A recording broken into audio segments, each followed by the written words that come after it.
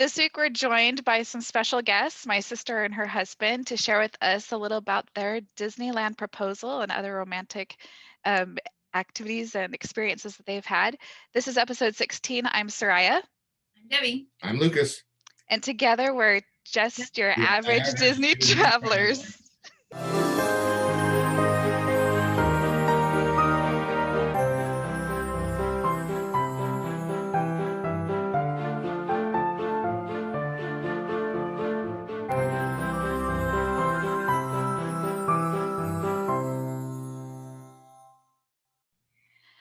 All right, so Rory took the week off for Valentine's Day. I guess that's my Valentine's Day gift to her. But happy Valentine's Day to everyone, and especially to my sister and her husband, Lucas. Thanks for joining me. Thanks for having us. I am going to ask them to introduce themselves and just give us a little background about you guys and Disney. Okay, I'm Debbie. I am Sariah's little sister. And I have loved Disney my whole life, but growing up, we did not ever go to Disneyland. So my first time going was actually when I was 29, and I went for work. So I got paid to go, and they paid for my hotel stay at the Grand Californian and my tickets. So it was pretty cool that it was all pretty VIP first time treatment. I kind of got spoiled, and then after that, it was like, wait, you don't get VIP treatment every time? What's up with that? Right? Since then, I've made up a lot of time going. I've gone, I think, 30 times since then.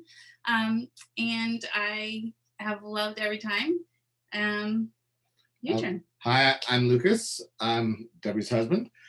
And I grew up going to Disneyland. My first trip was in 1976. I was 2. I don't remember it except from the pictures that my mom has shown me. And we would go every year, every summer. And then when I met Debbie, it exploded even more. And I went, like she said, there were a couple of years where I think we went once a month, maybe even a couple of times a month, and then threw in a couple of Walt Disney World trips as well. We've been to the Alani, we've been on a Disney cruise, we've done it all. And I can't wait to keep doing it more and more and more. Yeah, hopefully soon. Soon. We're all waiting for that. Yes, we are. So I asked Debbie and Lucas to join me today for this episode because I just love their story. They became engaged at Disneyland. And so I'm going to kind of just let them tell us their story and share, I don't know, how that came about, what were, how much was planned ahead of time, how much was spontaneous, and all that. So I might jump in with some questions and interrupt you a couple times, but I want to hear your story. Before he starts, because he'll tell the story, obviously, as the planner of the proposal, I will just say we had talked about getting married for probably about a year beforehand. We had kind of talked about it. We knew it was going to happen, but it wasn't like planned when. We just kind of talked about it. And I remember there was one point where he said, I don't know when I'm going to ask you, but I know where I'm going to ask you. And when he said that, I knew he meant Disneyland. But every trip after that, I completely forgot. Because I was at Disneyland and I was having fun at Disneyland. So even though I knew it was going to happen there at some point, it never crossed my mind when. I didn't suspect at all. Didn't suspect a thing. So here's your story. Well, so my story is we've been several times already, and we had talked about wanting to do something special, and we knew the 60th birthday was coming up, and they were going to do another 24-hour event, and I figured that's the perfect time. Well, and the 60th anniversary is the diamond anniversary. It is the diamond anniversary. So it was the perfect time. So we planned on going to the event, and at first I thought, we're just going to do the event. I'll, propose another time, and I thought, no, I have to do it here. So, my mom, talked to my mom about it. She said, oh, you have to do it. You have to do it. I got the ring, and I had it with me the whole time. All day. He normally wears the backpack almost most of the time. I carry it sometimes when he gets tired, but he carries a backpack, so I'll usually be the one to take things out. And every time we needed something, he'd be like, "Oh no, I'll get it." And I didn't think anything of it. I just thought, okay. He would not let me in the backpack. No. Well, so we at the time we worked together, and so we left work. I want to say we left around 5, flew down to Anaheim, got to the hotel probably around what 8, maybe 9. I can't remember exactly. Went and took I guess you could call it a nap. Woke up at 2 in the morning to go get in line with all the other people. They had lines out into the parking lot by the trams. We waited on the cement for 3 hours. Was it 3 hours? Mm-hmm. 3 hours. And that's because this was the opening weekend of that whole 18-month celebration, and they were kicking it off with that 24-hour right. And so everyone event. So everyone was attempting to do the 24 hours in Disneyland. They were letting people in starting at 5, and then I think that was doing the rope drop at the end of Main Street at 6. I think so. Was how it was working. So we thought we had to get in line at 2 in the morning. It turns out there are a lot of people who just walked in at 5 o'clock, and we wasted some time, but that's okay. So yeah, we got into Main Street and we waited with everyone else. We tried to get up as close to the front of the rope drop as we could. Which we did pretty good. We did very good. And as soon as the rope dropped, everyone started running, and all the cast members were standing there high-fiving, and I made sure I got my high five and ended up on the news on CNN. There's a clip of me on the news, and someone says that I pushed her out of the way. Yes, I kind of got shoved to the side for a high five, but that's okay. I was very excited. For multiple reasons, I was very excited. So we went and just started doing our stuff in Disneyland. We got a picture of the castle as the sun was I bet that was rising behind it, which you never do. That was very cool. And then we just started going through the park, doing our normal attractions, eating, shopping. And I'd say probably maybe a little bit before lunch, I said, I have photographic evidence. I decided, okay, we're going to do this. Now, Debbie's favorite attraction is Splash Mountain. So I said, okay, we're doing this over by Splash Mountain. So I take her over to Splash Mountain, and we're kind of looking out at Tom Sawyer Island with Splash Mountain behind us. And I'm standing there, and all of a sudden, a flock of ducks is in the water. All the male ducks are harassing the female duck. I was very bothered. I was getting very upset, and I was saying we need to get a cast member to come and check this out. And he's like, they're not going to do anything, and they weren't, because they're wild animals and whatever. But I was very upset. And he goes, let's just go do it. Hold on. Oh, the other reason I decided not to do it then is because there was another couple standing by us right next to me. The guy was chomping on a pickle as loud as he could. Basically, not romantic. And crunching. It was not romantic at all. So I said, good choice on delaying there. Yeah, I said, let's go. We're just going to go do something else. And, Debbie was on the verge of tears. I was very upset about the ducks. Concerned, yeah. So we went and we rode some other rides. We did our thing. And then you said, let's go see if the ducks are still there. Let's check on the ducks. Right. So I said. And I didn't want to, because I didn't want to see them again. But I decided I'm doing this. I can't wait any longer. So at one point I took the ring out of my backpack, got it into my pocket without her noticing. I don't know how either, but I did. So we go back and we're standing in the spot and everything's perfect. No ducks, no pickle, no people. So I turned to Debbie and I held her by the shoulders and I said, this is happening. And what was your response? I immediately started crying and Started saying, crying. "Are you kidding me?" Over and over and over I don't again. know how many times she said it. It's actually engraved in my ring. It says, "Are you kidding me?" Which is funny because, like I said, we had talked about getting married, and I knew he was going to propose there. And so I got down on my knee and I said, "Debbie, will you marry me?" I stood back up And I and kept saying, "Are you kidding she me?" kept saying, "Are you kidding me? Are you kidding me?" I said, "This is where, you respond." And she said yes, obviously. And we kissed, and as we kissed, Well, I think the boat started when he was on his knees. Okay. Because we were right by the Rivers of America, and I think the Mark Twain started going by, and people saw him on his knees, and then saw him. We kissed, so they knew the answer was yes. Right. And so we could hear some cheering.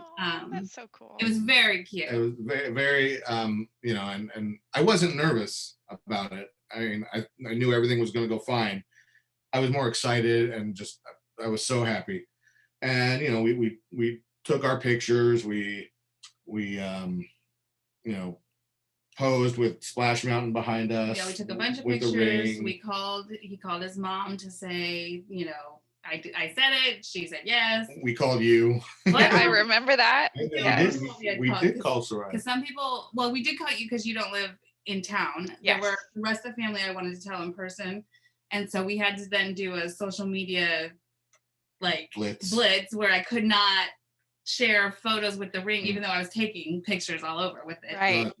And then I think it was at one point when we were done with phone calls or something, somebody came up and said, or I think we heard them say something like, "Hey, they just got engaged." They were just maybe 10 feet away, quietly saying that, "Oh, they just got engaged." She's telling the kids, "Oh, that's so romantic," whatever, right? My favorite part of the story, I don't know if it's my favorite, but a really cool part of the story is the next day I called one of my best friends and I said, "Lucas proposed."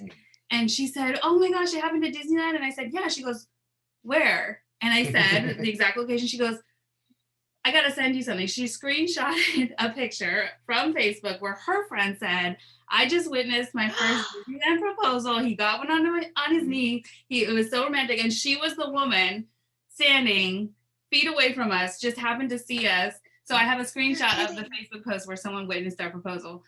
I didn't know that part of the story. That's so awesome. Yeah, so I told my friend, yep, that was us.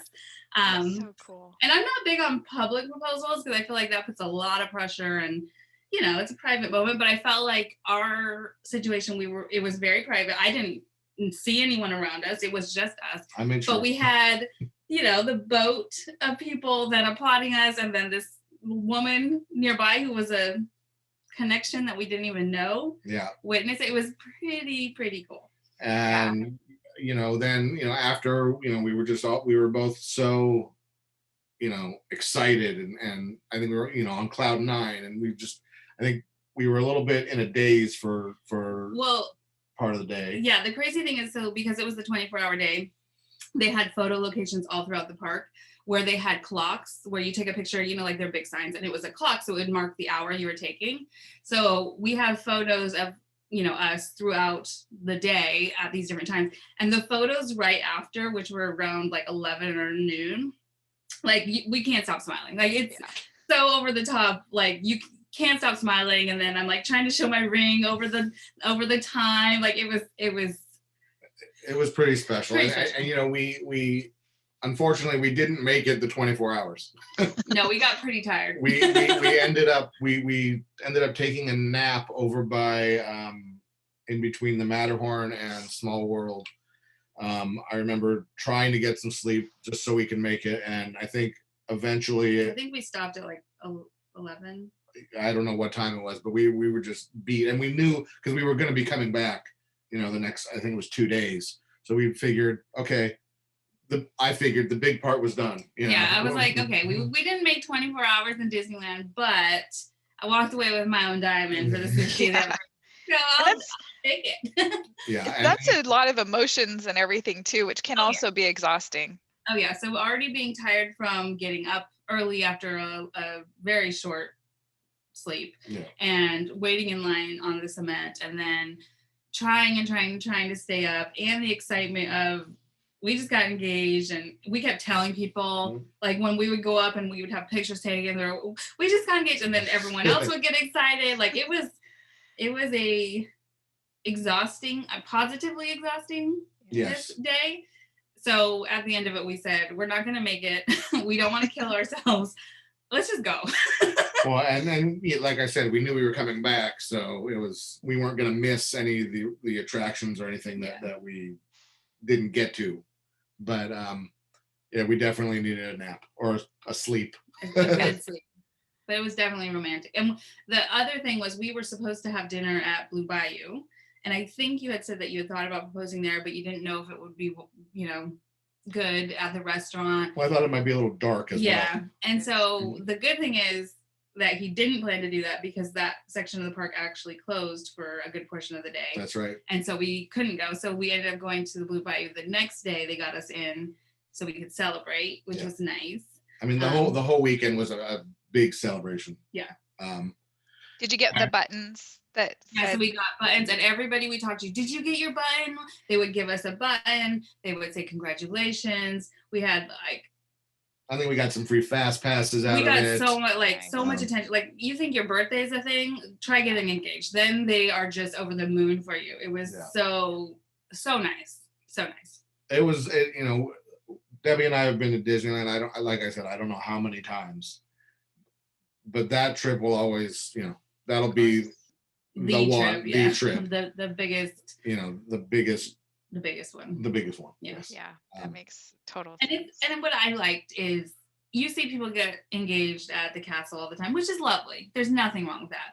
But I like that our spot was a little bit private. There weren't people all around, and we can go there now, and it's often just us on that little walkway. I had actually never been there before that trip. I'd never gone back there.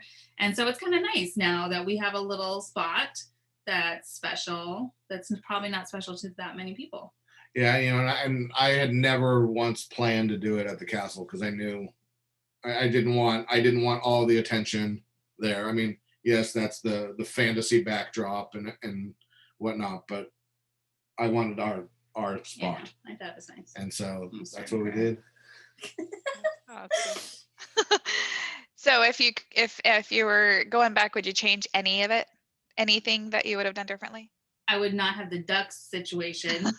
I would have waited to go into Disneyland until a little bit later, so we could have made it the 24 hours. But other than that, well, and like for the 24-hour day, like we hoped that they would do another one, because they had done a couple leading up to the anniversary, and they stopped doing them because we now had our lessons learned. We knew you don't have to be there at 2 a.m. and we had found strategic places where you could nap a little bit better.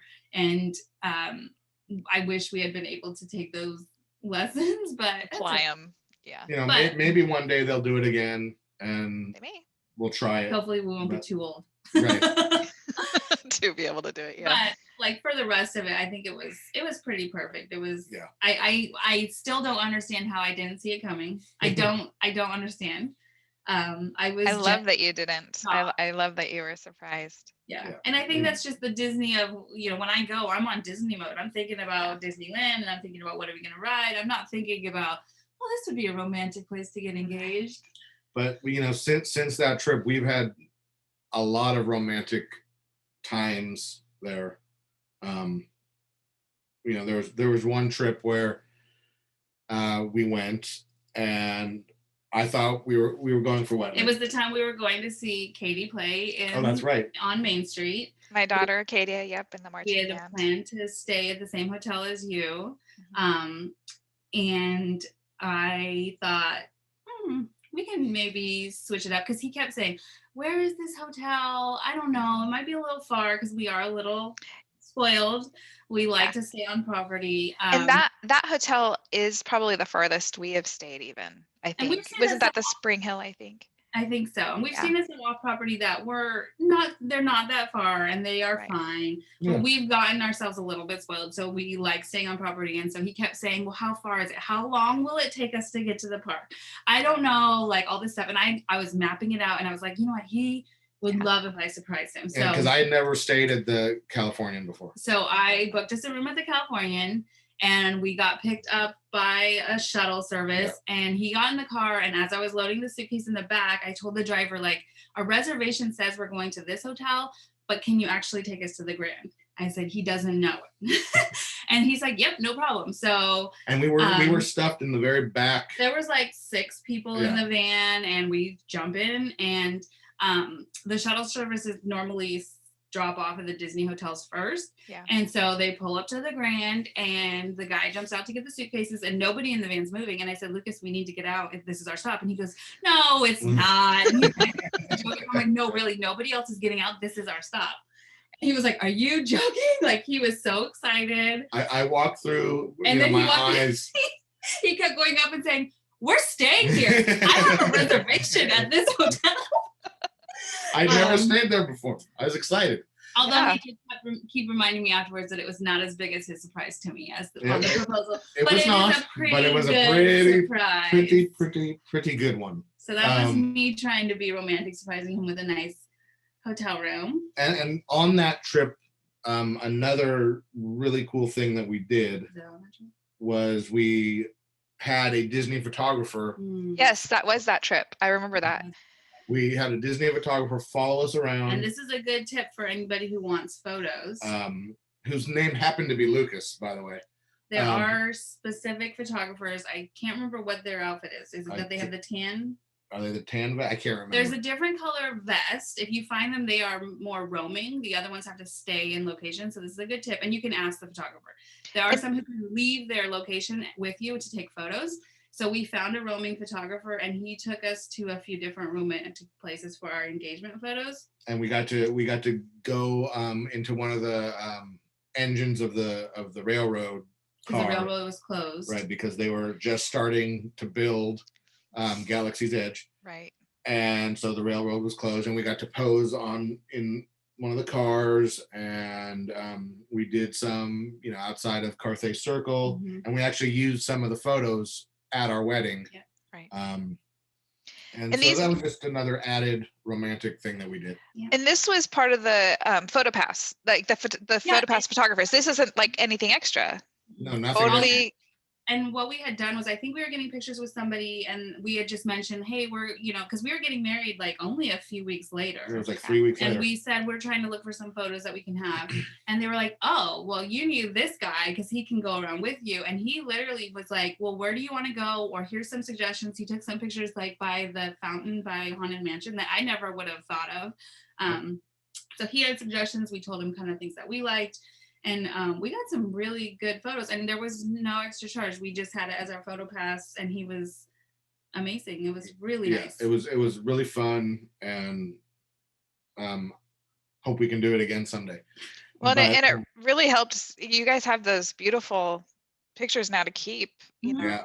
I think if I remember, didn't that trip you get the ears with your wedding date engraved, and you took some pictures with the ears and. Yep. We have that, and like I said, we've done several romantic things, and another one just I want to mention really quick. Debbie was down at Disneyland for another work event, and I was back here, and I was coming down to meet her for the that weekend, and so I am getting ready to go, and you texted me or called me and said, make sure you bring. I think I told him to bring like one of his like a work shirt or something. Well, no, button shirt. I can't remember. What did I buy you? I think I ended up buying you one. You said it was shoes. That's what I needed him to bring a specific kind of shoes because there were requirements for where I had managed to get us a reservation. So he was like, okay, whatever. And he comes, and while he's flying down, I was frantically searching on Amazon for pants to be delivered, and I was going to the gift shop to get a button-up shirt. So he gets there and he's like, why do we have these things? And I said, oh, it's because we're going to Club 33 for dinner. So I had managed through a connection through work who was a member or is a member to get us a reservation, because that is one of his biggest dreams, was to be able to go there. Growing up, and I'm not just a fan. Like I don't just love the rides. I love the history and the food and the And shopping and Walt and everything. everything. There's everything about it. And so, as a kid reading about Club 33, it's this exclusive club that only members can go to, and it's been on my bucket list forever. And so when I got there and she told me that, I can't even remember. He was just like, what? Again, it was one of those jaw-dropping things where I can't believe this is happening. And I had a Mickey button-up shirt and some pants, and I had my shoes, and we went. And like the place itself is very cool, and the dinner was cool, but doing the whole experience of kind of making a dream come true was pretty amazing, because he has already done a lot of Disney things. He's been to more of the parks than I've been to, especially at that point. He'd been to Disney World and Disneyland Paris, and I had only been to Disneyland. And it wasn't feasible for me to make a lot of dreams come true because they had already happened. So this was one where I was, as soon as I knew I had a connection, I had to do it. I had to make it happen and make it a big surprise. And it was amazing. It really was. And we got to watch Fantasmic. I think it was Fantasmic was going from the balcony of Club 33. And we had a 5-course meal. Which was delicious. Just being in this room, this exclusive room that you've heard about your whole life. It was something special. And it's pretty unobtainable to most people to be a member. Like, I've looked at how do you even get on the waiting list, let alone can I ever afford the fees? The waiting list is years long. So it's like, this is not something that even if you have the money, most people can't get in. And I would love to be a member someday if I ever win the lottery. But just being able to have one dinner there was pretty incredible. Pretty magical. There's the way you get in, there's a doorbell in New Orleans Square at the address, 33. And I remember walking up thinking, I'm finally going to get to push the doorbell and go into this place. And you say like what your name is, and if you're on the list, they let you in. And I rang the doorbell. They asked me who I was. I told them, and they said, "Come on in." And my face just I would squee. I would be like, and we've seen people go in before. We've seen them do that, and it's so cool watching someone go in because you're like, oh my gosh, they get to go in. And so it was cool for us to be the ones to go in, and knowing that there's people being like, ooh, who are they? They get to go in. Like, it just felt pretty cool. I loved it. So, those are probably some of the most romantic things that we've done in Disneyland, and can't wait to do more. Yeah. So. Very special. Yeah, thanks. So before we started this, we had talked about doing this question. I totally forgot. So we're going to do things a little backwards. When we were preparing for this episode, Debi even suggested, because a couple episodes ago we had our Would You Rather episode with Rory and I, and she had suggested, hey, you should do Would You Rather questions for all your guests when they come on as an icebreaker. Well, it's too late to do the icebreaker. A lot of talking without breaking it down. I can keep going. But we can close out with a Would You Rather. I actually have two, because Rory came up with a Would You Rather question, and I wasn't sure whether this might be too easy. I don't know. But so then I have a second Would You Rather, which might also be easy. I don't know. So we've got two Would You Rathers. Okay. So the first one, all right, this is Aurora's question for you. Would you rather get up early and be at the park for rope drop, or would you rather sleep in? I honestly, at this point, it's sleeping. I used to be very much into let's go in there and let's rush in. I want to be the first ones in. I've been fortunate enough to be part of a first family one time when our sister Ruth was the first family ones. That was pretty cool, and being part of rope drop and high-fiving the cast members as they are opening, it's very cool. Now that I've been there so many times, I like sleeping. And it's one of those things where if you can only go once or twice, even in your lifetime, or maybe every few years, it's a very different experience. And that's where I started off of, I'm going to spend every waking moment in the park. Now that we've been a lot, and when it reopens, hopefully we'll continue to go a lot. I also enjoy the relaxation parts of, I don't need to be the first one in. I don't need to be the first one in line. I can just stroll in because I've ridden that ride 1,000 times and I'll ride it 1,000 more. And I like that different view. So I am a sleep in. I mean, there's been times before I answer, there's been times where, we've gone and done every single thing in the park. Mm-hmm. Then there's been times where we focused on shopping or focused on eating. Yes. So we've done it all.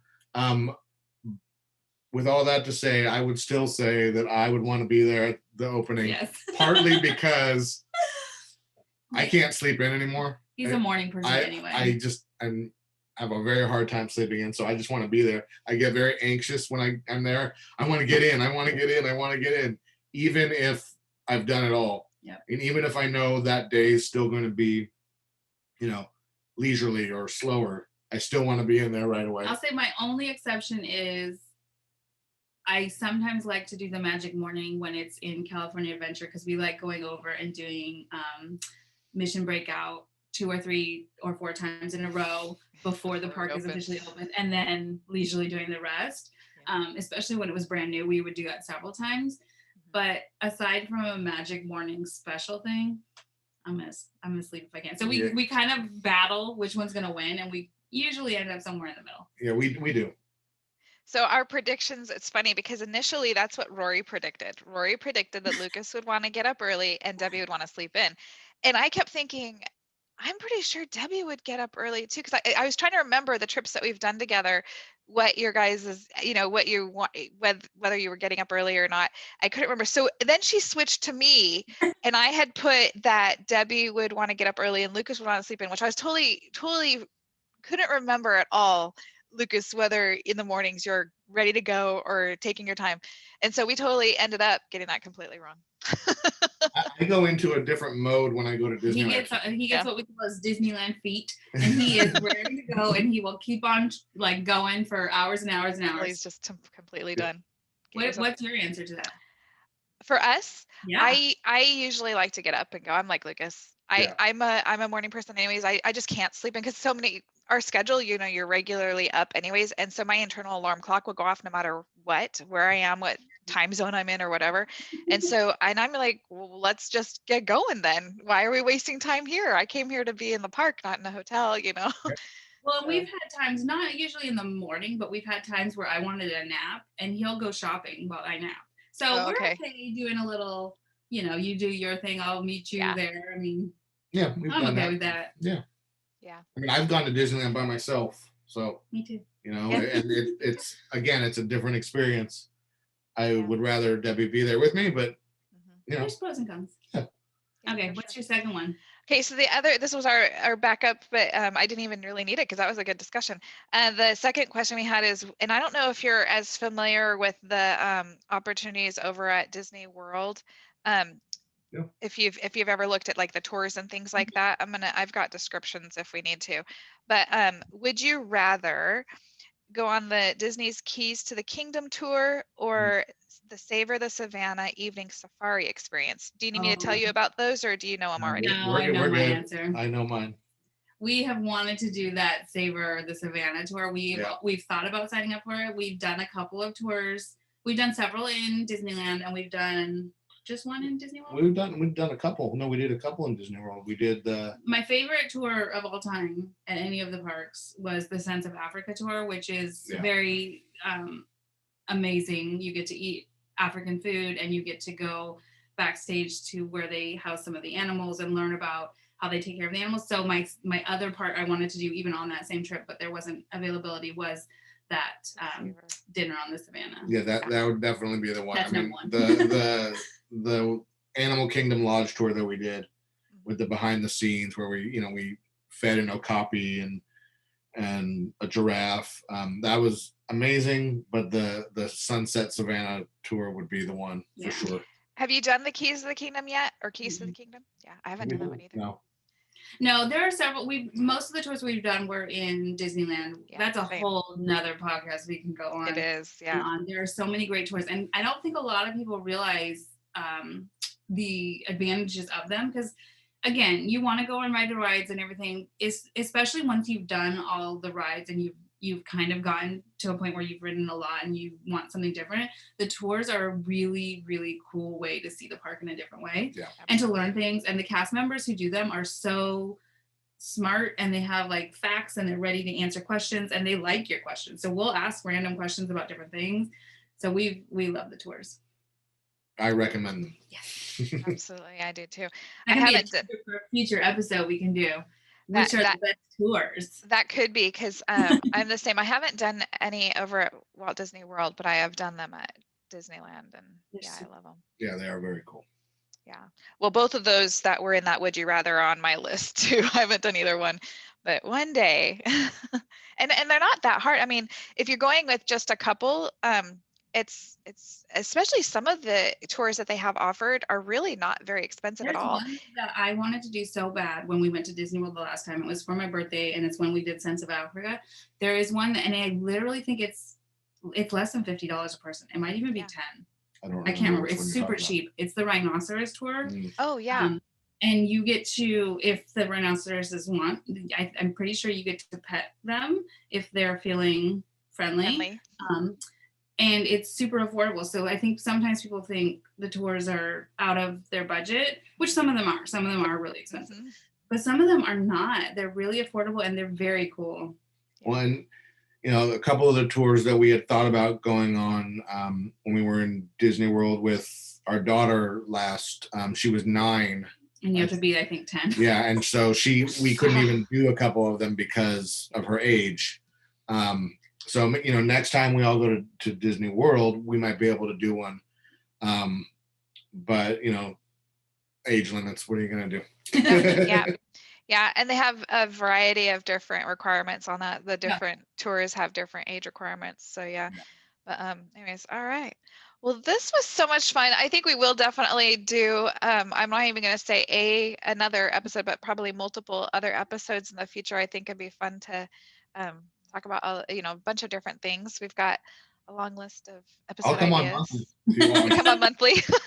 Well, especially during COVID, it's not like we have a lot of plans going on.